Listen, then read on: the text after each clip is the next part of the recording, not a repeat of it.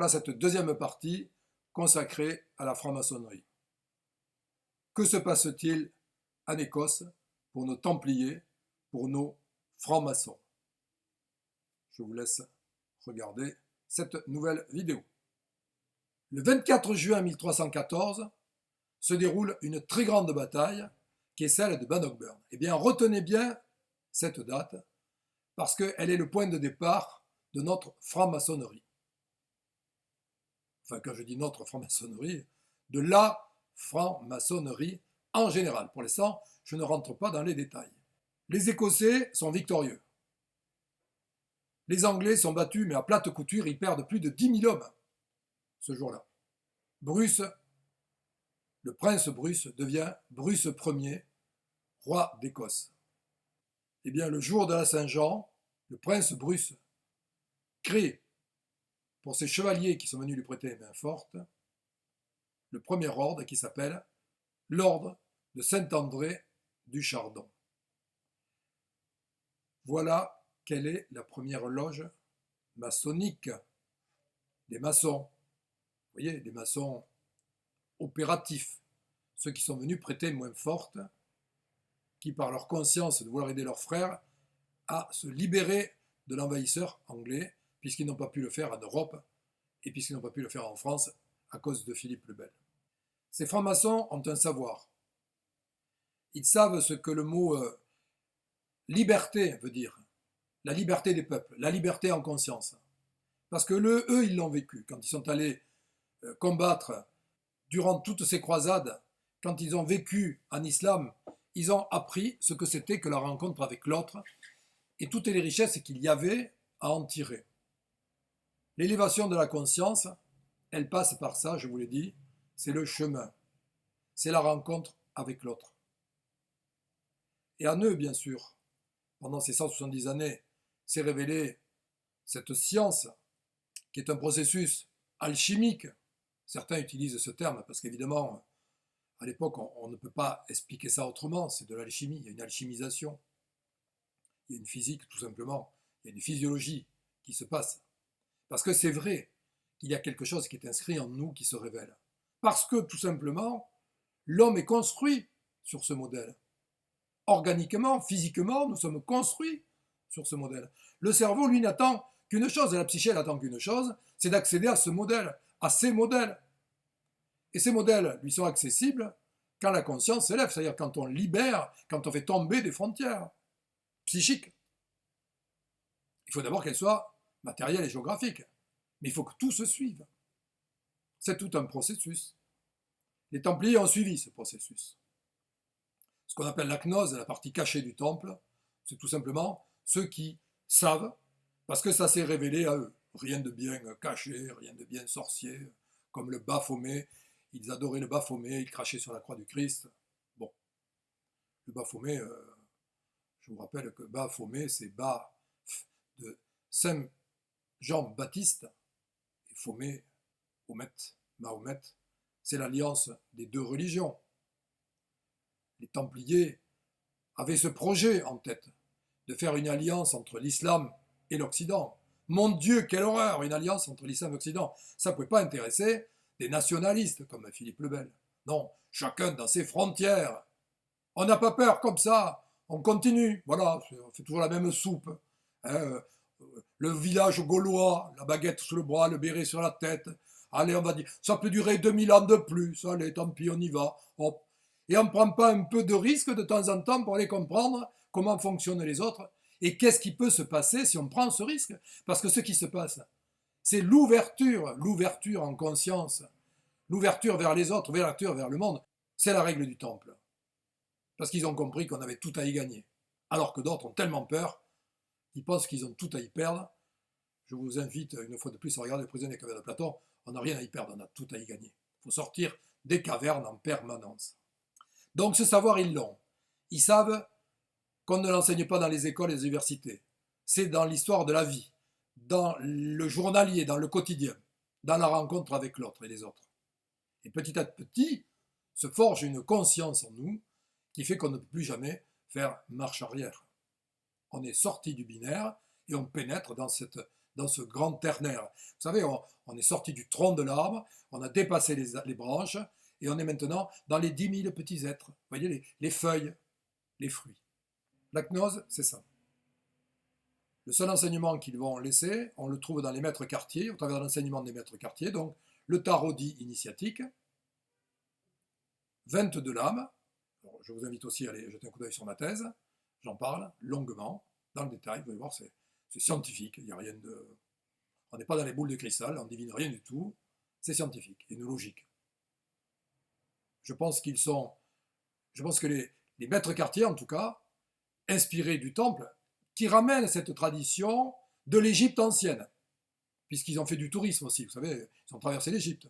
Donc, ils ont vu plein de choses. Je fais une petite aparté là, ça va faire un peu long, mais tant pis, une petite aparté là.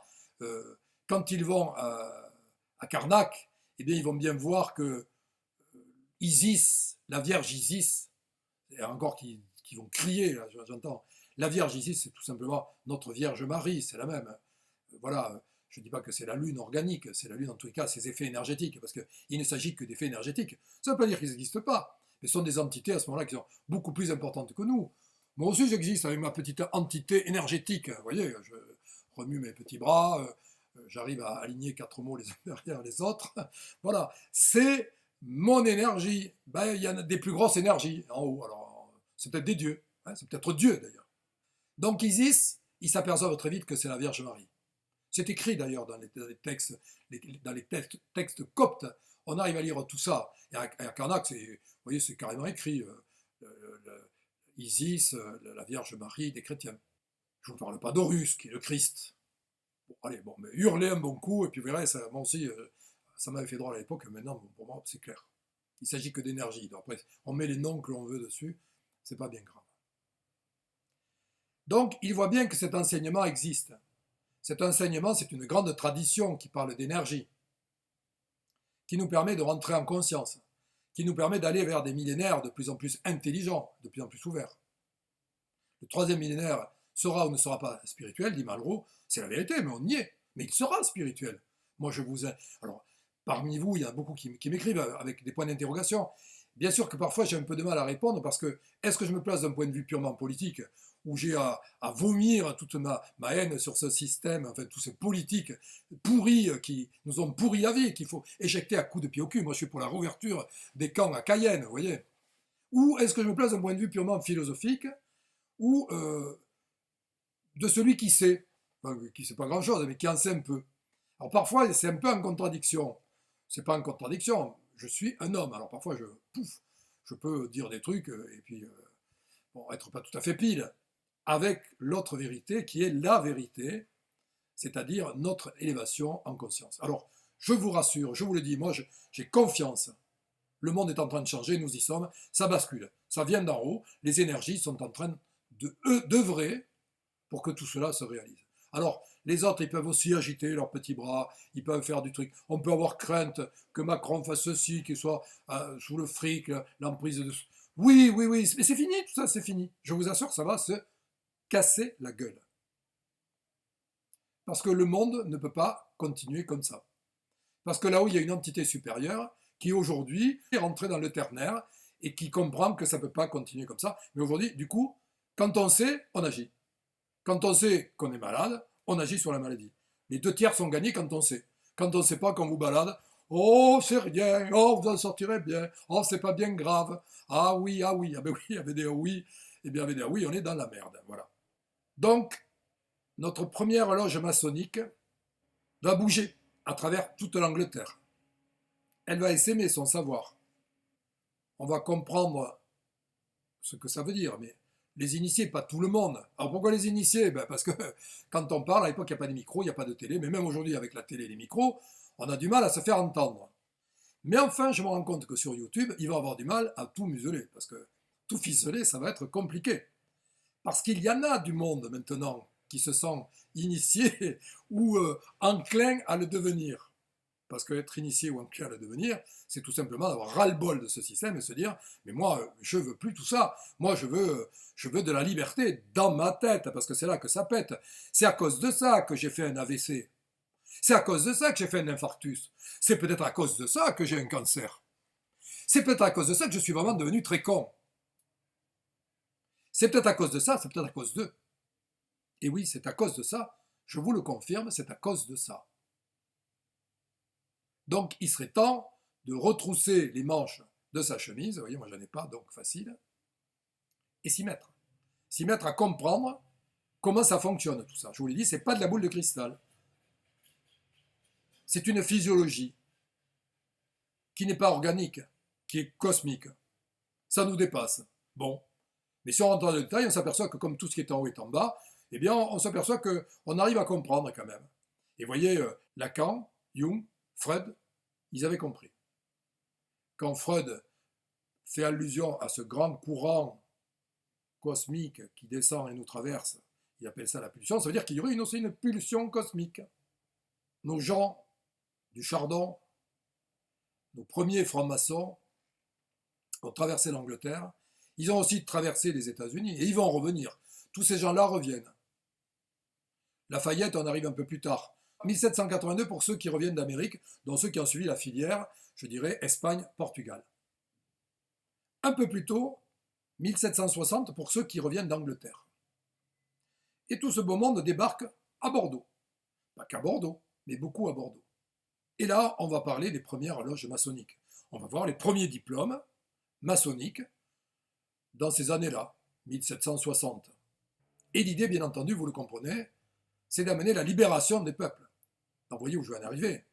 C'est qu'on a déjà libéré, enfin, où on va libérer le peuple américain, comme on a libéré le peuple écossais, on va maintenant libérer le peuple de France, et tant qu'à faire l'Europe tout entière. Bon, c'est un peu foiré, mais l'idée, elle est là. Et pourquoi ça a foiré d'ailleurs? Alors, on y arrive, on y arrive, on y arrive. Tout cet enseignement, faire le chemin, découvrir la vie, les autres, rencontrer au travers des trois grands A de Lacan, l'art, l'autre et l'amour. C'est ce que portent foncièrement, au fond d'eux, ces Templiers, ces francs-maçons opératifs, mais ce sont toujours des Templiers. On n'a pas fait la différence entre la franc-maçonnerie opérative et la franc-maçonnerie spéculative. Ce sont toujours des francs-maçons. Donc, ils veulent libérer le peuple français. Tout va être fait au travers de leurs paroles et au travers des philosophes de l'époque. Voltaire, Diderot, d'Alembert, Rousseau, pour faire comprendre au peuple qu'il faut se libérer de l'entrave aristocratique, de tous ces gens qui sont là pour uniquement gouverner. Est-ce qu'ils sont pires? Est-ce qu'ils sont, comme on le décrit, est-ce que Louis XVI est un monstre tyrannique? Moi, je ne le pense pas. Mais en tout cas, le vent du changement a sonné. Et on veut, dans ce changement, changer de tête. On ne veut plus que ce soit toujours les mêmes qui gouvernent. Parce que le problème, quand ce sont toujours les mêmes qui gouvernent, et cela va peut-être répondre à certaines questions. Quand on a un maire d'une commune, et là depuis 20 ans, 30 ans, 40 ans, je ne parle pas d'un ministre, il a tissé des réseaux, il connaît tout le monde, il mange avec les juges, il mange avec le procureur de la République, ils vont au cinéma avec les avocats, vous voyez, tout ça c'est le gros club, parce qu'ils ont tissé des liens, ils ont tissé des réseaux. Le ternaire, là, ils savent le fabriquer, vous voyez, les petits réseaux, là, l'intelligence de la chose. Mais cette intelligence de la chose, si elle est là, dans l'intérêt du plus grand nombre, formidable, mais ça n'est pas le cas, la plupart du temps. Dans la plus grande majorité des cas, ça n'est pas le cas. Parce que ça ne profite qu'à eux, qu'à leur élection, qu'à leur réélection, qu'à la réélection des copains, à l'élection et la réélection des copains. Parce qu'ils ont tissé un réseau. Et c'est ce réseau-là qui est devenu dangereux. Et c'est ce réseau-là qui, à terme, est dangereux. Et c'est ce réseau-là qui crée des inflammations, qui crée de l'alternance, droite-gauche, qui crée du Front National, qui crée du mélenchonisme, parce que c'est la révolte à l'état binaire. Oup, ouah, révolution. Donc la révolution a lieu 1789. On en coupe des têtes. Il faut se venger de tous ces vilains aristocrates. La révolution française a lieu, je vais simplifier, deux gros clans, deux meneurs, Danton, Robespierre. On est dans le manichéisme, n'oubliez pas. Donc Danton, Robespierre, deux miroirs. Danton, le vice. Robespierre, la vertu. Le vice et la vertu. C'est vrai que Danton, c'est un vicelard, parce que Danton, il s'est mis plein les fouilles. Hein. C'est le pognon, la spéculation, les amis, le copinage. Bon. Robespierre, c'est la vertu. L'être suprême. Dieu. Ne pas tricher, ne pas voler, ne pas... Parfait, parfait, Robespierre, nickel. Well. Mais trop de vertu tue la vertu. Trop de spéculation, on me dirait, ne tue pas la spéculation. Mais trop de vertu tue la vertu, ça c'est clair. Dans les deux cas, vous voyez, nous sommes dans la radicalisation. Trop de religion, trop de zèle, trop de radicalisation. Trop de technocratie, radicalisation. Trop de justice, radicalisation. Trop de fonctionnaires ou trop de fonctionnarisme, radicalisation. Donc notre Révolution française, elle va avoir lieu entre deux pôles, le pôle du vice et de la vertu. Vous voyez, les deux radicalisations. Le résultat, c'est la terreur, c'est tout ce qui va se passer en Vendée, les horreurs. On va créer des... C'est terrible ce qui va se passer en Vendée. Les derniers résistants royalistes. Et le petit peuple qui va s'allier à tout ça. La République va se construire sur une abomination. Mais parce qu'envoyé par des colos d'herbois, par des gens qui sont des fous furieux, qui vont suivre Robespierre, la vertu à tout prix. Mais qu'est-ce qui va se passer au nom de la vertu? C'est un véritable génocide. La Vendée, c'est un génocide. Ça, c'est quelque chose qu'il faut reconnaître. On a commis un génocide en Vendée. Allez, tant bien que mal, tout ça, ça va s'apaiser parce qu'il y en a évidemment à la Convention nationale, parmi d'autres républiques, qui vont dire voilà, il faut arrêter tout ça, parce que là, ça ne peut plus durer comme ça. Tout le monde va y passer, et puis bon, ça ne donne aucune solution. Effectivement, ça ne donne aucune solution. Mais le mal est fait. Parce que la République, elle s'est construite autour du copinage. Vous voyez, les copains de Danton, les copains de Robespierre, c'est du copinage. On est parti déjà dans ce chemin du copinage. Allez, pour éviter que cette vidéo soit trop longue, une petite pause à nouveau. Et la troisième partie, elle sera consacrée à ce savoir perdu, pas par tous. Au revoir et à très bientôt.